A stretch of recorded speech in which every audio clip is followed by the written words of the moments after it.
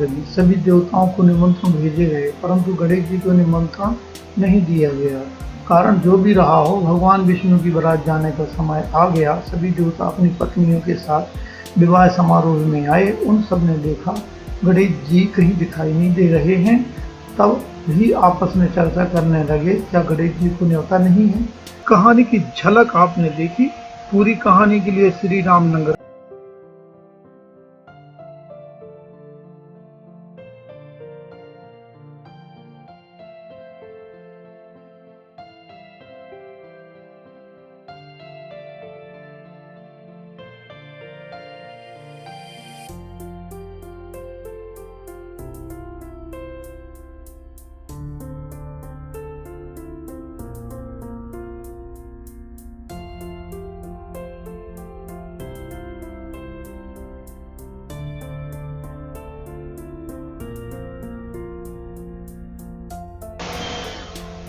एक समय की बात है कि विष्णु भगवान का विवाह लक्ष्मी के साथ निश्चित हो गया।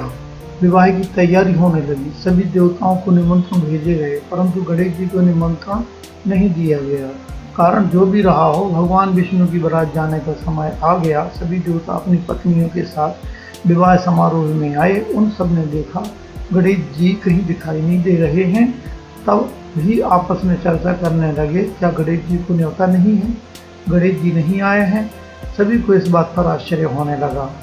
तभी सबने विचार किया कि विष्णु भगवान से इसका कारण पूछा जाए।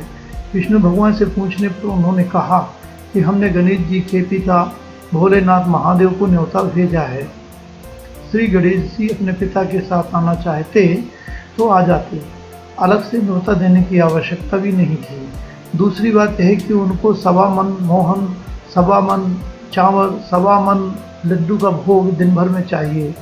यदि गणेश जी नहीं आएंगे तो कोई बात नहीं, दूसरे के घर जाकर इतना खाना पीना अच्छा भी नहीं लगता।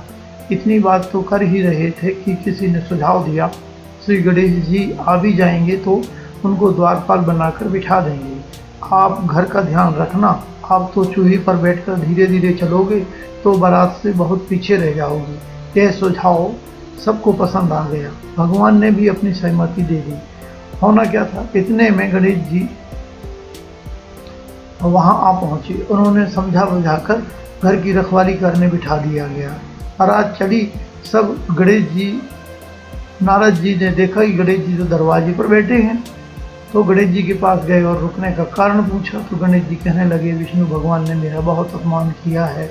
नारद जी ने कहा कि आप अपनी मूषक सेना को आगे भेज दें, वह रास्ता खोद देगी, जिससे उनके वाहन धरती में धंस जाएंगे। तब आपको सम्मानपूर्वक बुलाना पड़ेगा। तब गणेश जी ने अपने मूषक सेना जल्दी से आगे भेज दी और सेना ने जमीन पूरी ओली कर दी। तब बारात वहाँ से निकली तो रथों के पहिए धरती में धंस गए। लाख कोशिश करें परंतु पहिए नहीं निकले। सभी ने अपने अपने उपाय किए, पहिए तो नहीं निकले बल्कि जगह जगह से टूट गए। किसी की समझ में नहीं आ रहा था कि अब क्या करें। नारद जी ने कहा कि आप लोगों ने गणेश जी का अपमान करके अच्छा नहीं किया है। यदि उन्हें मना कर लाया जाए तो आपका कार्य सिद्ध हो जाएगा और संकट टल जाएगा। भगवान शंकर ने अपने दूत नंदी को भेजा और वे गणेश जी के लेकर आदर सम्मान के साथ पूजन किया। तब कहीं रथ के पहिए निकाल सके। रथ के पहिए निकल तो गए परंतु वे टूट गए थे। उन्हें सुधारे कौन? पास के खेत में कारीगर काम कर रहा था, उसे बुलाया गया। कारीगर ने अपना कार्य करने से पहले श्री गणेशाय नमः कहकर गणेश जी की वंदना मन ही मन करने लगा। देखते ही देखते कारीगर ने पहियों को ठीक कर दिया। कारीगर के कहने लगा कि यह देवताओं को अपने सर्वप्रथम गणेश जी को नहीं मनाया होगा और ना ही उनकी पूजा आपने की होगी, इसीलिए तो आपके साथ ये संकट आया है। हम तो मूर्ख अज्ञानी हैं, फिर भी पहले गणेश जी को पूजते हैं, उनका ध्यान करते हैं। आप लोग तो जो देवता गण हैं, फिर भी आप गणेश जी को कैसे भूल गए? आप लोग भगवान श्री गणेश जी की जय बोल कर जाएँ तो आपके सब काम बन जाएंगे और कोई संकट भी नहीं आएगा। ऐसा कहते हुए बारात वहाँ से चल दी और विष्णु भगवान का लक्ष्मी जी के साथ विवाह संपन्न कराकर सभी सकुशल घर लौट आए। जय गणेश, जय जय गणेश।